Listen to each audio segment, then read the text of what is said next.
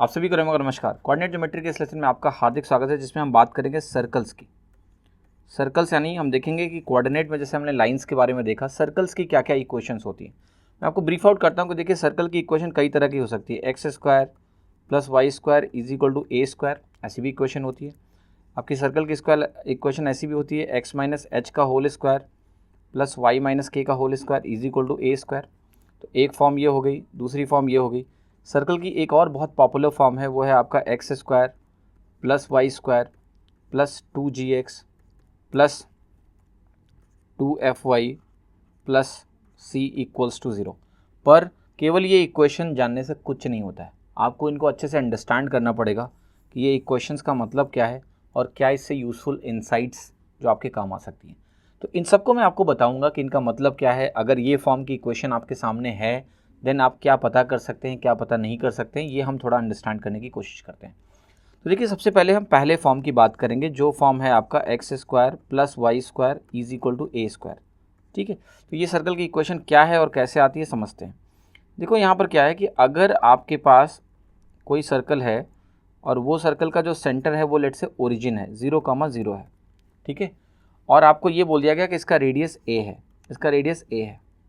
तो आप जरा एक बात बताओ कि ए रेडियस अगर है तो मैं इस जो भी मैंने ऐसे ड्रॉ किया ना, ऐसे मैंने कहा कि सेंटर पे मैंने इसको टाई किया, ए रेडियस है और इसको लेके मैंने इसे घुमाया, तो इस पॉइंट की दूरी हर जगह ए ही है, तो इसीलिए इसका लोकस कहलाता है सर्कल। अब आप कहोगे ये इक्वेशन कैसे आ गई भाई। ये इक्वेशन देखिए सर ऐसी आई है कि अगर इस पॉइंट का मैं कोऑर्डिनेट बोल दूँ एक्स कॉमा वाई, ये कहीं भी हो सकता है पॉइंट, लेकिन अगर इस पॉइंट का कोऑर्डिनेट एक्स कॉमा वाई है तो जो डिस्टेंस फार्मूला आप लगाते हो वो डिस्टेंस फार्मूला क्या कहता है कि ये बनेगा रूट ऑफ एक्स माइनस 0 का whole square plus Y minus 0 का होल स्क्वायर, यानी square root of x square plus y square. और ये किसके बराबर होगा, इसका मतलब यही हुआ ना कि ये एक्स है और ये वाई है, तो ये लेंथ आपका इसका सम हो जाएगा ए के बराबर। तो आप कहोगे x square plus y square बराबर क्या हो जाएगा ए स्क्वायर। तो ये आपके सर्कल का इक्वेशन है कब, जब इसका सेंटर जो है ओरिजिन पे हो। तो मैं लिख रहा हूँ सेंटर जो होगा ओरिजिन पे होगा 0,0 और आपका रेडियस कितना होगा, that will be equal to a. For example मैं आपसे बोलता हूँ कि लेट से मेरे पास एक सर्कल है जिसका सेंटर तो ओरिजिन पे है और आपका रेडियस जो है 5 है। तो अगर मैं ऐसा आपको बोलता हूँ तो इसकी जो इक्वेशन होगी वो होगी x square plus y square is equal to 25। ठीक है, अब देखिए एक चीज़ ध्यान रखना, आप कहोगे कि क्वाड्रेटिक इक्वेशन भी तो ऐसी ही दिखती थी, अब ये कैसे पता करेंगे हम कि ये सर्कल है कि क्वाड्रेटिक इक्वेशन है। देखिए पहली बात तो आपको ये ध्यान रखना है, हमेशा जब भी हम सर्कल की बात करेंगे तो दो वेरिएबल्स होंगे, जैसे यहाँ एक्स और वाई वेरिएबल्स हैं और दोनों की जो हाईएस्ट पावर्स होंगी वो 2 होंगी। दूसरा पॉइंट, एक्स स्क्वायर और वाई स्क्वायर का कॉफिशिएंट बराबर होना चाहिए। मतलब ऐसा नहीं कि ये सर्कल की इक्वेशन नहीं है, 2x square plus 2y square is equal to 20 भी सर्कल का इक्वेशन है, क्योंकि यहाँ पर और इसका सेंटर भी ओरिजिन है, क्योंकि एक्स स्क्वायर और वाई स्क्वायर का कॉफिशिएंट, पहली बात तो दोनों का कॉफिशिएंट इक्वल है, तो या तो दोनों प्लस प्लस होंगे या दोनों माइनस माइनस होंगे। यहाँ प्लस प्लस है, कॉफिशिएंट भी 2 और 2 है, ठीक है, और इधर कुछ भी हो फर्क नहीं पड़ता, निगेटिव नहीं हो सकता ऑब्वियसली, क्योंकि दो स्क्वायर्स का सम कभी निगेटिव नहीं होता है। तो ये भी सर्कल की इक्वेशन है। तो ये अगर इक्वेशन है तो आपका सर्कल का सेंटर क्या है, आपको अगर सेंटर तो 0 0 है और जो ये वैल्यू है ये अगर 10 के बराबर है तो रेडियस कितना हो गया, ये वैल्यू ए स्क्वायर के बराबर होनी चाहिए, ए की वैल्यू यहाँ क्या आ गई √10। So radius will be equal to √10, that's what you can write. ठीक, तो ये हो गई पहली form. Coming to the second form. Second form देखिए क्या कहता है आपसे कि अब आपका सर्कल जो आपको बनाना है ना, उस सर्कल का सेंटर क्या है h, k है, उस सर्कल का सेंटर क्या है h, k है और जो रेडियस है वो अभी भी a ही है। तो सेंटर अगर h, k हो गया और इस पॉइंट को मैं x, y बोलता हूँ, करेंगे वही डिस्टेंस फार्मूला लगाएंगे। तो आप कहोगे अब ये कैसे इक्वेशन बनेगी, तो देखिए बहुत सिंपल है। अगर आप डिस्टेंस फार्मूला लगाते हो तो आप क्या कहोगे, आप कहोगे ये बनेगा root of x minus H का whole square plus Y minus के का होल स्क्वायर, और ये वैल्यू आपकी किसके बराबर है, ये वैल्यू आपकी ए स्क्वायर के बराबर होगी, ये ए के बराबर है। अगर आप इसका परफेक्ट स्क्वायर निकाल लो तो ये बनेगा एक्स माइनस एच का whole square plus Y minus के का whole square is equal to a square. ये आपकी सर्कल की इक्वेशन हो गई। तो ये अगर सर्कल की इक्वेशन है तो अब कई बार क्या होगा कि आपको ये जो फॉर्मेट मैंने लिखा है इससे समझना होगा कि इसमें ये क्या रिप्रेजेंट कर रहा है। ये सर्कल का दूसरा फॉर्म हो गया, ठीक है। आप खुद देखो कि इस फॉर्म में अगर आप एच और के को 0 कर दो तो ओरिजिन वाला सर्कल का मिल जाएगा इक्वेशन, एच के 0 रखो, x square plus y square बराबर ए स्क्वायर आ जाएगा। तो जब भी इस फॉर्मेट में आपकी इक्वेशन होगी तो सेंटर क्या है आपका, यहाँ पर सेंटर आपका है h, के और रेडियस आपका क्या है, रेडियस आपका है ए, मतलब ए। अब मैंने आपके सामने एक इक्वेशन लिखी लेट से कि x + 1 का होल स्क्वायर है मेरे पास, प्लस y - 2 का होल स्क्वायर है, ये मेरा 16 के बराबर है। अब मैं आपसे पूछता हूँ कि बताओ इसमें सेंटर क्या है और रेडियस क्या है।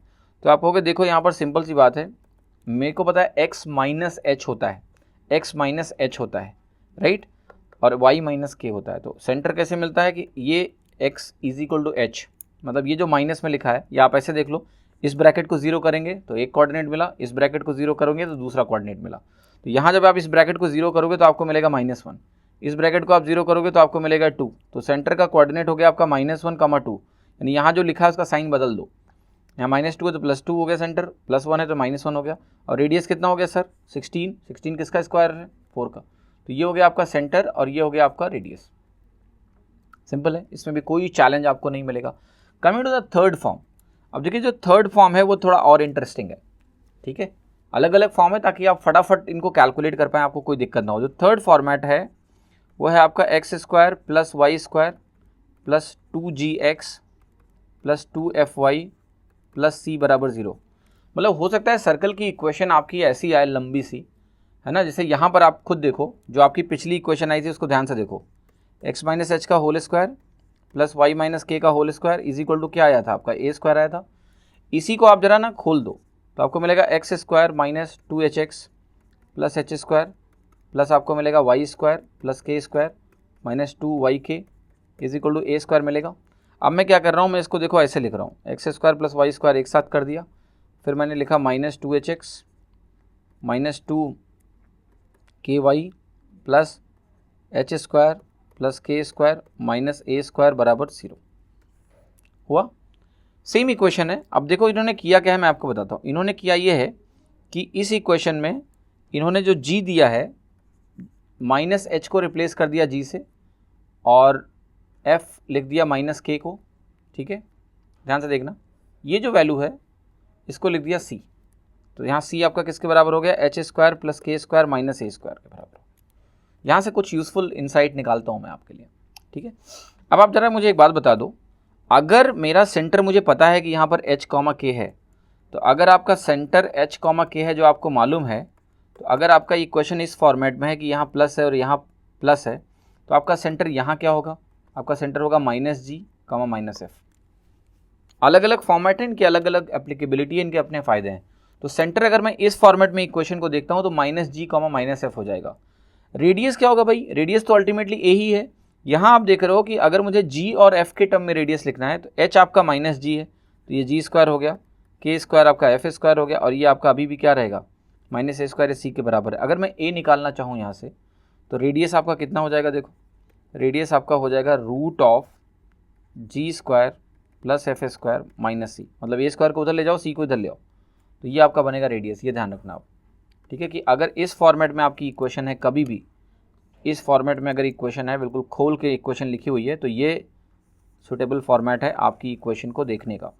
मैं आपको एक छोटा सा एग्जांपल देता हूँ, आपको पूरी क्लैरिटी मिलेगी। लेट्स से मैंने इक्वेशन लिखा आपके सामने, x² + y² - 4x + 6y, right. Just understand what I am writing, because यही आपका डिसाइड करेगा कि आप इसको समझ पा रहे हैं या नहीं। ये इक्वेशन मैंने लिखी आपके सामने, मैंने आपसे बोला कि tell me what is the centre, what is the radius. तो आप कहोगे देखो जी क्या है, आप खुद देखो ध्यान से, बहुत इंटरेस्टिंग है। यहाँ पर जो जी की वैल्यू है ना, जी की जो वैल्यू है, जी की वैल्यू यहाँ पर क्या है? -2 है। एच की वैल्यू क्या है यहाँ पर? -3 है, ठीक है, क्योंकि यहाँ +2gx + 2fy होता है। तो g और h जैसे ही आपने निकाला आपको सेंटर मिल गया, -g - h, सेंटर क्या हो गया? 2,3, ठीक है, सेंटर हो गया आपका 2,3। और अगर आप a निकालने जाते हो जो कि रेडियस है, वो होगा √g² + h² - c, तो ये आपका c है, तो -3 3 बन गया। ये कितना बना आप देखो, 9 4 13 और 3 16, a की वैल्यू कितनी आ गई आपकी? 4। a कितना हो गया आपका? 4। रेडियस निकल गया, ये भी निकल गया। अब इसको देखिए एक तरीके से और समझ सकते हैं थोड़ा सा अच्छे से, x² + y² + 2gx + 2fy + c बराबर अगर 0 दिया हुआ है, तो सेंटर आपको अगर सीधे देखना हो ध्यान से, तो बहुत ध्यान से देखो, आपको पता है सेंटर आपका है -g, -f, तो कैसे लिखोगे आप g को? देखो आपका -g जो है वो है -1/2 ऑफ कोएफिशिएंट ऑफ एक्स। ध्यान से देखो, माइनस जी क्या है, माइनस जी आपका है -1/2 कोफिशिएंट ऑफ एक्स, और ये क्या है -1/2 ऑफ कोफिशिएंट ऑफ वाई। सो ऐसे भी आप थोड़ा जल्दी देख सकते हैं, मतलब यू शुड नो इट कि आपको ये इक्वेशन आपको कैसे जल्दी से लिखनी है। तो देखिए अभी ये ही एक तरीका नहीं है, there are many other ways to solve this question. जैसे मैं एक इक्वेशन आपके सामने लिख रहा हूँ, कैसे क्वेश्चंस आपके सामने आ सकते हैं। लेट्स से मैंने कहा x² है आपके सामने प्लस y² है -4x है प्लस 6ky है प्लस 16 = 0 आपको दिया हुआ है। ये इक्वेशन दी हुई है और आपसे बोला जाए, मान लिया let's say they are asking you कि इसका रेडियस बता दो क्या है। ठीक है, ट्राई टू अंडरस्टैंड। या लेट्स से रेडियस तो आप निकाल नहीं पाओगे, के पे डिपेंडेंट होगा, तो लेट्स से मैंने आपको दे दिया कि इसका जो रेडियस है वो 2√6 है और आप के बता दो क्या है। अंडरस्टैंड, एक सर्कल की इक्वेशन दी है, रेडियस 2√6 दिया है, करेक्ट, के बता दो क्या है। तो आप कहोगे देखो रेडियस जो होता है ना मेरा, ऐसे केस में जो रेडियस होता है वो क्या बनता है, √g² प्लस f² - c, और के भी बताना है और सेंटर भी बताना है, दोनों चीज़ें निकालनी है। सेंटर आप कहोगे -g, -f होता है, देखो -g, -f होता है, या कहोगे -1/2 कोफिशिएंट ऑफ x, तो ये तो बन जाएगा 2, और यहाँ से -1/2 करोगे तो बनेगा -3 के निकालना पड़ेगा ना, तभी सेंटर आएगा। तो आप कहोगे ये जो वैल्यू है ना, this is going to be equal to what, यहाँ पर आप कहोगे दिया हुआ है क्वेश्चन में कि दिस इज 2√6, लिख दिया मैंने। स्क्वायर करोगे तो आपको मिलेगा g² प्लस f² - c = 24। अब देखो g² आपका कितना है, आप कहोगे 2² है 4, f² कितना है, आप कहोगे 9k² है, माइनस c कितना है आपका 16 है, ये वैल्यू आपका 24 के बराबर है कि नहीं है। यस, मैंने क्या लिखा फिर से ध्यान से देखना, g² विच इज़ 4, 9k² आपका बना f², और आपका यहाँ बना -16, और ये हो गया आपका। सो 9k² आपका कितना आ गया, 36 आ गया, यानी क्या आपका k² 6 आ गया, 4 आया सर। k की वैल्यू कितनी आ गई आपकी, +-2। What is your k, +-2। तो देखिए जो आपसे पूछ रहे थे वो हमने निकाल दिया।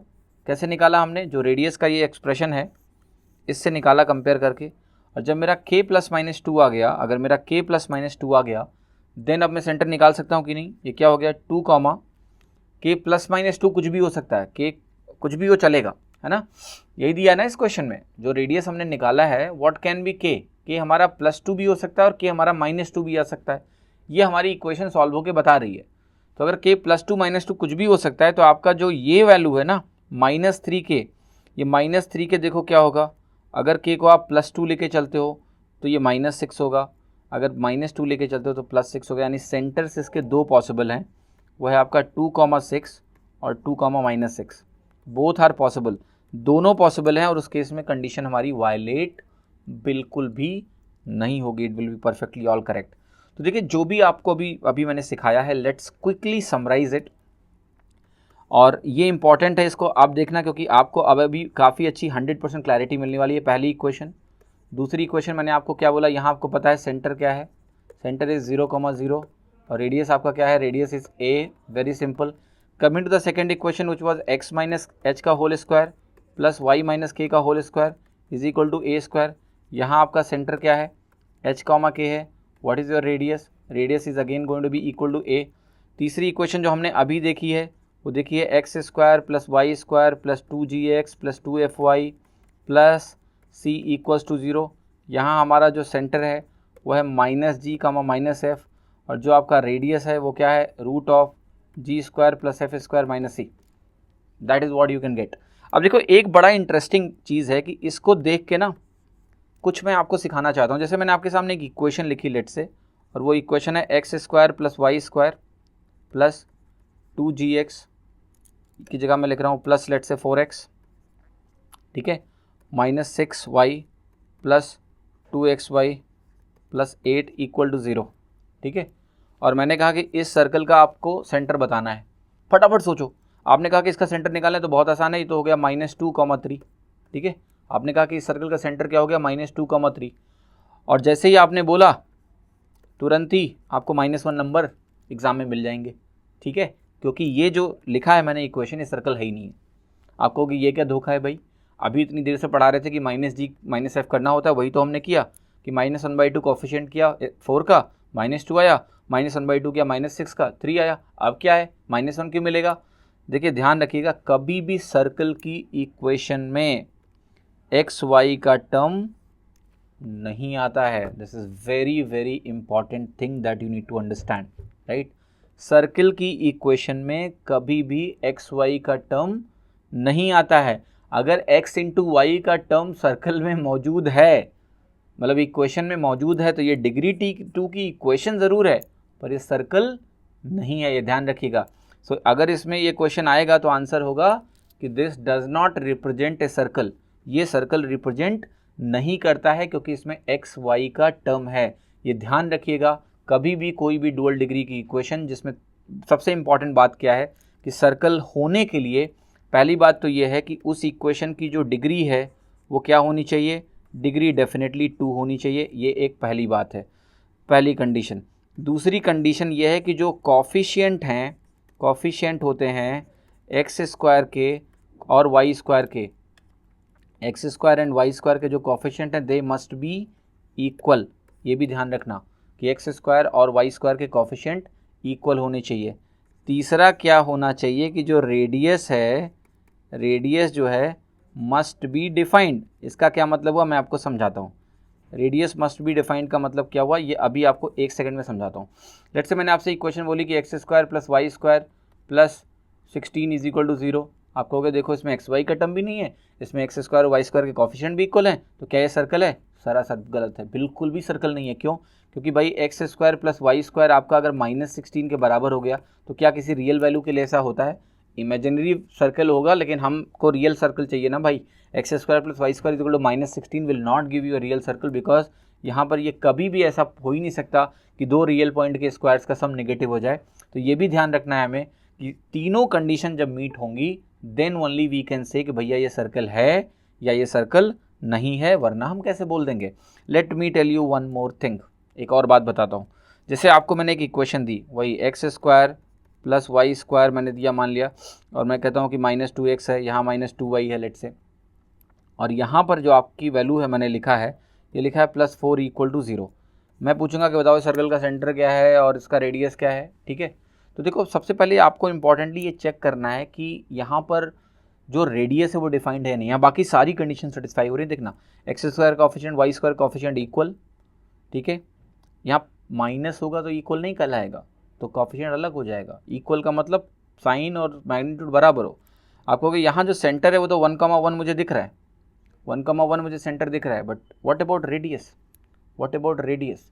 आप कहोगे अगर मैं यहाँ पर रेडियस निकालूंगा तो ये बनेगा रूट ऑफ, ध्यान से देखना, root of ji square plus F square minus C. देखो क्या हुआ, -2 बन रहा है। स्क्वायर रूट डिफाइंड होता है क्या? नहीं होता है। एक्चुअल में आप इसको अगर कन्वर्ट करोगे तो ये बनेगा x-1 का होल स्क्वायर प्लस y-1 का whole square plus 2 equal to 0।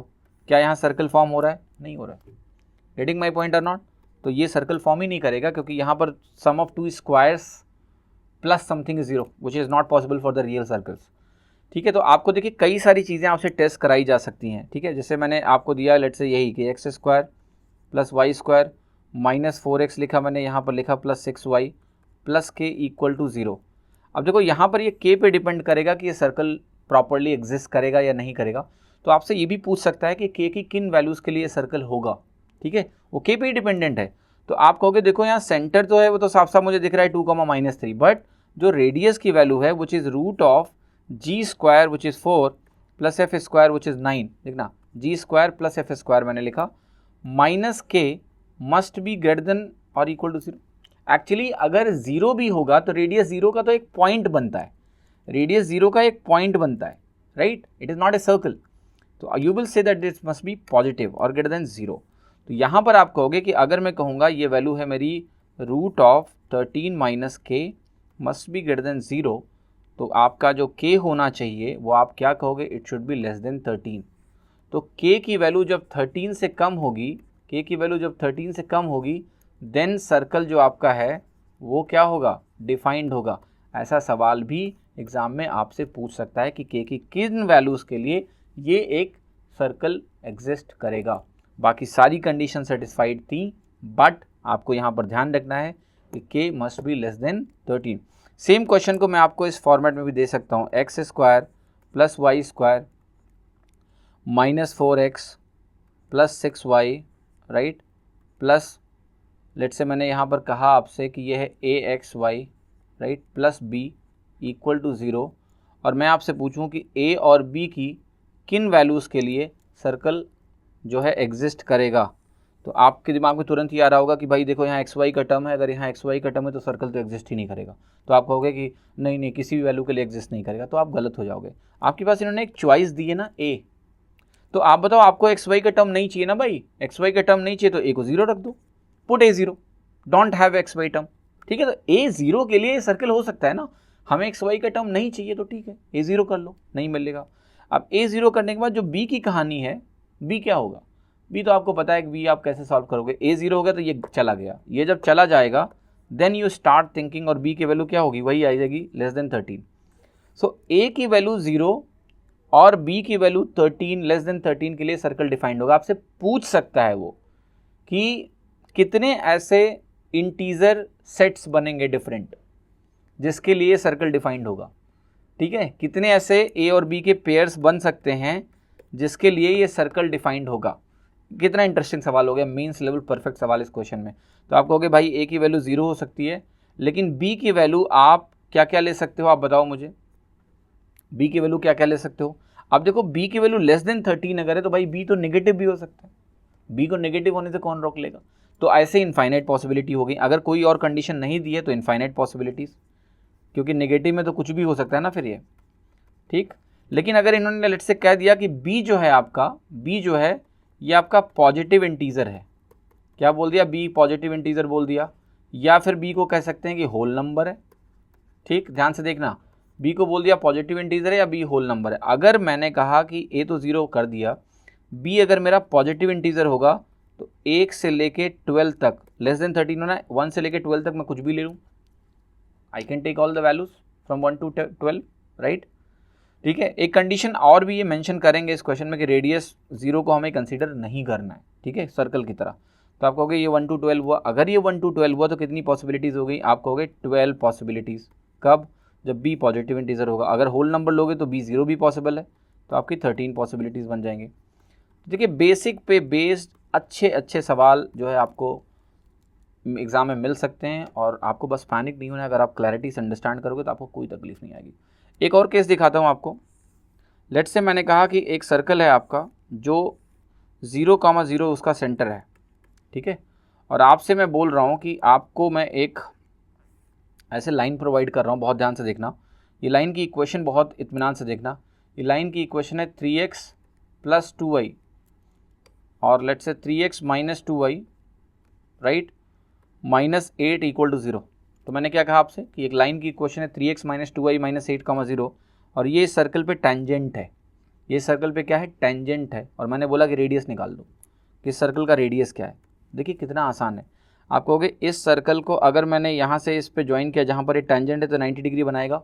तो ये क्या सवाल इक्विवेलेंट है इसके कि जो है ये आपको एक ओरिजिन से एक लाइन की परपेंडिकुलर डिस्टेंस निकालनी है, वही इसका रेडियस है। यस, तो रेडियस क्या हो जाएगा आपका, आप कहोगे रेडियस हो जाएगा दिस 8/√3² + 2², तो जो कि हो गया 8/√13। निकल गया कि नहीं, रेडियस आपका 8/√13 आ गया। तो रेडियस अगर 8/√13 आ जाएगा तो फिर मेरा दूसरा सवाल आपसे कि सर्कल की इक्वेशन क्या है, तो आप कहोगे इस सर्कल की इक्वेशन होगी x² + y², क्योंकि ओरिजिन वाला है, = रेडियस स्क्वायर, तो 64/13, या आप कहोगे 13x² + 13y² = 64। इसमें एक चीज़ और पूछ सकते हैं आपसे, पता है कि इस लाइन की इक्वेशन बता दो, इस लाइन की इक्वेशन, ये भी पूछ सकता है आपसे। तो जब आपसे इस लाइन की इक्वेशन पूछी जाएगी सर, तो आप उस लाइन की इक्वेशन कैसे निकालोगे, बहुत आसान है। आप कहोगे ये जो लाइन है इसके परपेंडिकुलर ये लाइन है, ठीक है, परपेंडिकुलर लाइन का इक्वेशन आप कैसे लिखते हो, आप लिखते हो यहाँ से 2y + 3x बनेगा, सॉरी ये ax + by है तो बनता है bx - ay, तो ये बनेगा 2x + 3y। देखो इसका स्लोप क्या है, 3/2 है कि नहीं है, इसका स्लोप क्या है आपका -2/3 है कि नहीं है, प्रोडक्ट क्या है -1 है। और चूंकि ये सेंटर से पास हो रहा है सर, तो ये जो वैल्यू है मुझे वो 0 ही करनी पड़ेगी, because this is passing through centre. Centre से जब भी लाइन पास होती है ना तो उसमें कोई भी कांस्टेंट टर्म नहीं होता है। तो this is the equation of the line जो ऐसे है, ये निकल गया कि नहीं। तो देखिए सर्कल में जो भी ये पॉसिबिलिटीज़ थी मैंने आपको बताई हैं, if you understand them you will never go wrong. ठीक है, आसानी से आपका सवाल होगा, आपको कभी तकलीफ नहीं आएगी। ठीक है, तो उम्मीद करता हूँ ये काफ़ी अच्छे से आपको समझ में आया होगा। अगले लेसन में आप सीखेंगे रिफ्लेक्शंस, कि जो पॉइंट के रिफ्लेक्शंस होते हैं किसी लाइन के अबाउट या एक्स और वाई एक्सेस के अबाउट तो आसान होता है, ओरिजिन के अबाउट भी बहुत आसान होता है, बट एक गिवन लाइन के अबाउट अगर आपको रिफ्लेक्शन निकालना है किसी पर्टिकुलर पॉइंट का तो वो क्या होगा, I will make it so easy for you कि आपको कोई दिक्कत कभी नहीं आने वाली है। ठीक है, सो उम्मीद करता हूँ लेसन आपको पसंद आया होगा। Thank you, have a great time, bye bye.